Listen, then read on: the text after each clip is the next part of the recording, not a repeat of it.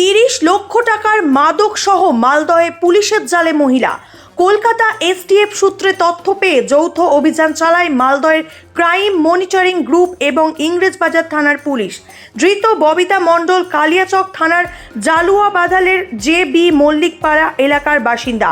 বছর 35-এর ওই মহিলার হেফাজত থেকে উদ্ধার হয়েছে 310 গ্রাম ব্রাউন সুগার।